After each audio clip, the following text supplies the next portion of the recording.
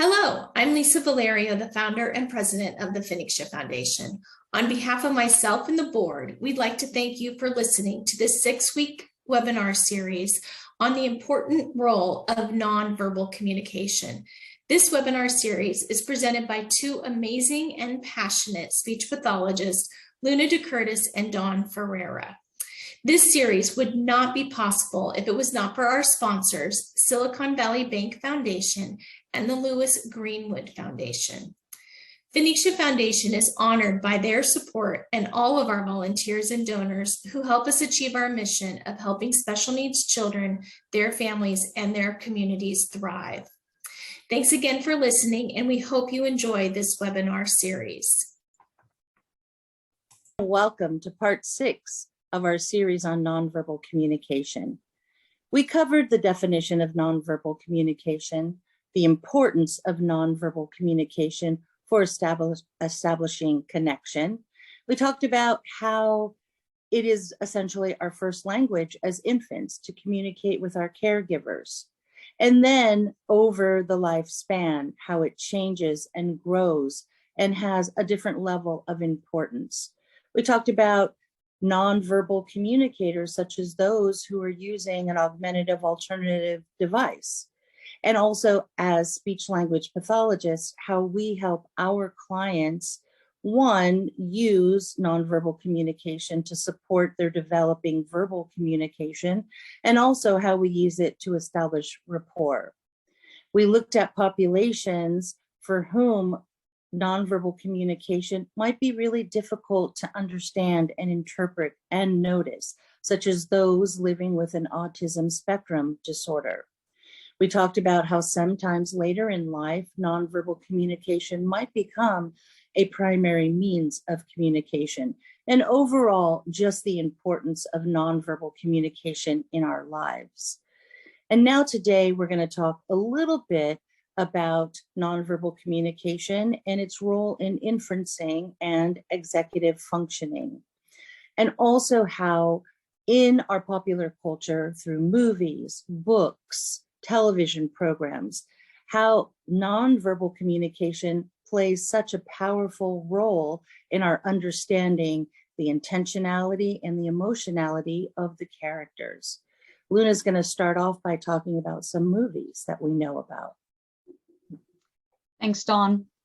So here are two examples of characters in movies who really exemplify nonverbal communication and the power of it.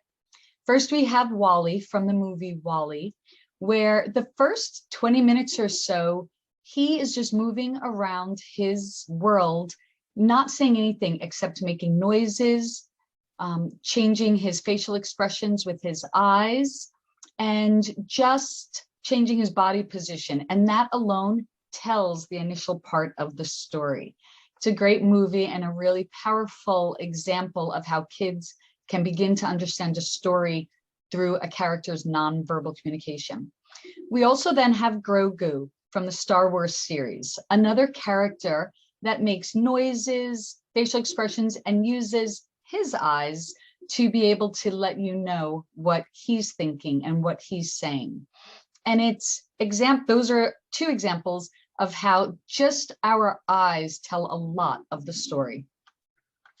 Next, we have the movie Inside Out, where there are 5 characters representing our 5 emotions, and we're able to interpret what they feel by how they look, the colors that are created around them, the sounds that they make, of course, in their behavior, and their values are expressed through all these different means. And even just on the cover of this poster, you can see which person would be joy or sadness, which person might be anger.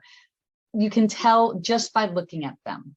And so those are some examples of movies. Yeah, and then of course, silent films. Before we had sound attached to the acting and the movies. Charlie Chaplin, very popular, very famous. We can interpret so much of what's going on in the story by the way he uses his body, his facial expressions. And there's a lot of interpretation that's going on as we're watching silent films. I use this in therapy a lot to help teach the inferencing. What's happening here? What's the emotion? What's the intention? And then there was a few years ago, there's a movie called The Shape of Water. This is a very interesting example of how, well, one is an aquatic creature and the other is an individual who's deaf and uses sign language to communicate, and how the two of these, through a form of nonverbal communication, create this bond. And in fact, they fall in love. It's an interesting example too, as a viewer watching this, and there's not a lot of sound that's happening. There's not talking that's happening, but we really get to see how they're able to create that connection just through nonverbal communication. So most of us are familiar with the Pink Panther. Pink Panther, again, cartoon character who does not talk. There is music in the background, which does also support the nonverbal communication that is coming from Pink Panther. But he tells an entire story nonverbally. And again, this is another example of something that is really used, we can use as speech language pathologists and teachers to teach the inferencing and predict things. Again, with executive functioning, where we have to sort of predict, make decisions, kind of intuit what's happening here. This is a really good example of how we can do that with these familiar cartoon characters. Tom and Jerry, the same thing. We can see the basic plot that's happening, but look at their expressions right now. They're really very exaggerated, but that really does convey the emotion and the intention here. And a few years ago, Sesame Street introduced this character, Julia, who is on the autism spectrum. And Julia, it's very interesting, in the first episode where they introduced Julia, you can see how, I believe it's Big Bird that comes in, and he's a little taken aback that Julia's not responding to him. She's not looking at him. She's not turning in his direction when he addresses her. So there's a lack of nonverbal communication that's happening, and it gets Big Bird very confused until he understands sort of how Julia communicates. Julia is verbal. She does make sounds, but again, when earlier we talked about those living with ASD, how that's a real deficit for them, the nonverbal communication. And so we see this displayed in Julia, where she misses a lot of what's happening because of the lack of nonverbal connection. Now, moving from movies and TV shows into books, here's a chance to create your own story based on the still photos in the book. And the sequence of these still photos tell the story. But the child really needs to pick up on the characters' facial expressions, their motivations, and things maybe that some characters don't see, but other characters do see. And that's part of a theory of mind, which is part of perspective taking and challenging for children with social communication disorders. Other ones that we use are Simon's Cat and the Carl books and stories.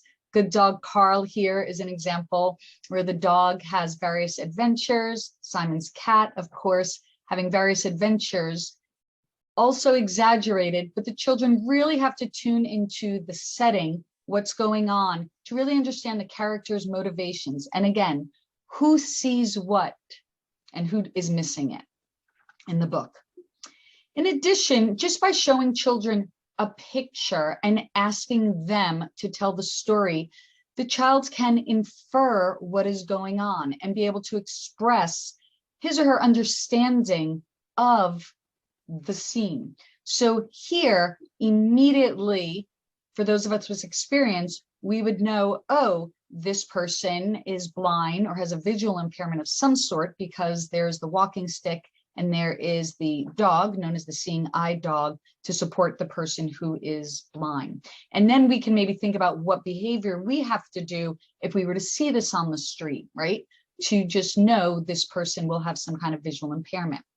In addition, activities that you can use are just using a still picture and again, asking for the child, what is happening here, right? The child's feet became sunburned. And what happened before that, right? Maybe the child was outside playing with flip-flops, as you can tell by the visual, but did not put on sunscreen. Or in the bottom one, here's a child, right? What's happening? She's sitting, she's hurt, she's crying. What do you think happened before that? Well, you see a bike. She was probably riding her bike and she fell and hurt her knee. And what do you think is going to happen after that, right? What can you do for this child afterwards? So really being able to understand the before, the during, and the after, and making inferences on all three of those.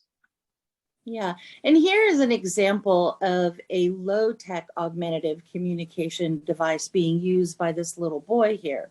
So he is augmenting his communication with the pictures by using his facial expression, turning towards most likely a teacher or a peer, and also having access, even though he may not be verbally communicating, or he may be verbally communicating, but perhaps because of difficult articulation, it's not clear. So he's got the pictures to really help support any other verbal attempt that he's making. But again, his facial expression is paired with this low-tech augmentative communication. And then the next picture shows us that here is an example of a high-tech dedicated talker that an individual might be using. Now, it appears that this individual who is in a wheelchair may have some limited movement of her facial muscles. This is very possible. So that means that when she is delivering her message, her facial expression may not pair exactly or at the same time as her other communication is being delivered. So we have to take that into account. We talked about that earlier. Individuals that have cerebral palsy or Parkinson's, they may not be able to display their nonverbal communication at the same time that they are using a dedicated talker. However, it is still there and it is still very important.